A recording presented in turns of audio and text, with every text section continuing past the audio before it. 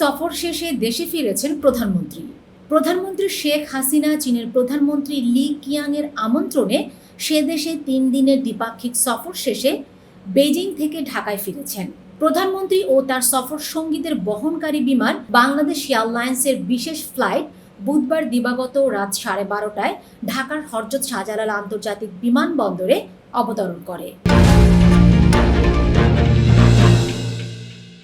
বাংলা ব্লকেডে অচল দেশ, কোটা পদ্ধতির সংস্কারের এক দফা দাবিতে শিক্ষার্থীদের উত্তাল বাংলা ব্লকেড আন্দোলন চলছে। গতকাল সকালে আপিল বিভাগের শুনানির পর আন্দোলনে এক প্রকার অচল হয়ে পড়েছিল দেশ। পুরো রাজধানী ছিল অবরুদ্ধ। দেশে প্রায় সব মহাসড়কেই অবস্থান নেন আন্দোলনকারীরা। সড়কে যান চলাচল বন্ধের পাশাপাশি অবরুদ্ধ ছিল রেলপথগুলো। ফলে দেশের বড় অংশে রেল যোগাযোগ বিচ্ছিন্ন ছিল। যোগাযোগ ব্যবস্থা অচল হয়ে পড়ায় তীব্র যানজট ও চরম ভোগান্তিতে পড়েন সাধারণ মানুষ। আজ বৃহস্পতিবার বিকাল 3টা থেকে একই দাবিতে ব্লকেড কর্মসূচি পালন করবেন আন্দোলনকারীরা।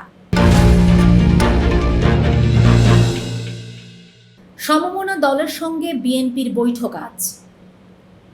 যুগপৎ আন্দোলনের কর্মসূচি প্রণয়ন করতে মতামতের জন্য সমমনা রাজনৈতিক দলগুলোর সঙ্গে আজ বৃহস্পতিবার থেকে বৈঠকে বসবে বিএনপি। আজ বিকেল 4টায় রাজধানীর গুলশানে বিএনপির চেয়ারপারসনের রাজনৈতিক কার্যালয়ে এই বৈঠক অনুষ্ঠিত হবে। ঢাকা বেইজিং সরাসরি ফ্লাইট উদ্বোধন।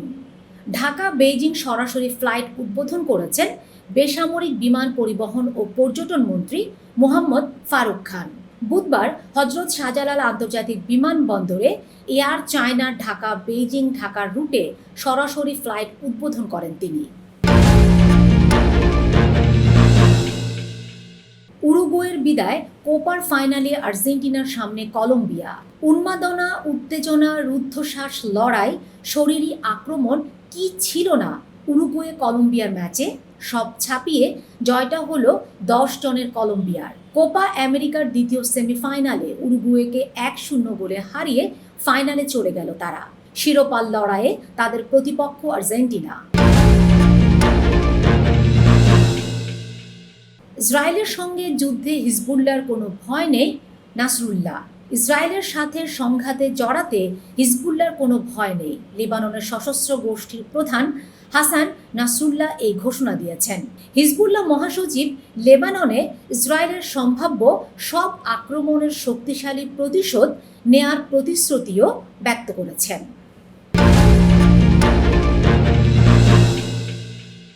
বিবিসির সাংবাদিকের স্ত্রীসহ 2 মেয়েকে হত্যা, সন্দেহভাজন গ্রেফতার। পূর্ব ইংল্যান্ডের হার্টফোর্ডশায়ারের বুশি শহরে বিবিসির এক সাংবাদিকের স্ত্রী ও তার 2 মেয়েকে ক্রসবো দিয়ে হত্যা করা হয়েছে। নিহত 3 নারী বিবিসি 5 লাইভের রেসিং বিভাগের ধারাভাষ্যকার জন হান্টের স্ত্রী ও কন্যা। ইউরো ও কোপা আমেরিকার ফাইনালের সময়সূচি। ইউরো ফাইনালে রবিবার 14 জুলাই দিবাগত রাত 1টায় শিরোপা লড়াইয়ে নামবে স্পেন ও ইংল্যান্ড।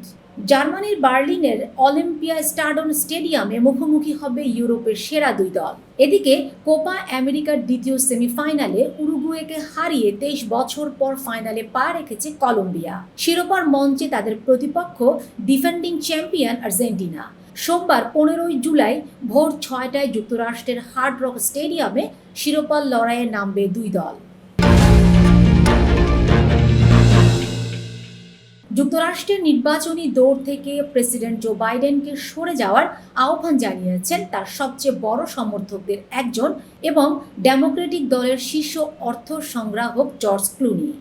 এর কয়েক ঘন্টা আগেই ঊর্ধ্বতন ডেমোক্রেট ও সাবেক হাউস স্পিকার ন্যান্সি পেলোসিও বাইডেনকে নির্বাচনে তার প্রার্থিতার বিষয়ে দ্রুতই সিদ্ধান্ত নেওয়ার তাগিদ দিয়েছিলেন। তাহসান বলেন, আমি কখনো বিসিএস দেইনি। তিনি আম্মার গাড়ি চালক ছিলেন না। সামাজিক যোগাযোগ মাধ্যমে আলোচনা প্রেক্ষাপটে জনপ্রিয় সঙ্গীত শিল্পী তাহসান বলেছেন তিনি কখনো বিসিএস পরীক্ষা দেননি। আর প্রশ্নপত্র ফাঁসের ঘটনায় আলোচিত সৈয়দ আবেদ আলী কখনো তার মা জিনাতুন নেসা তাহমিদা বেগমের গাড়ি চালক ছিলেন না।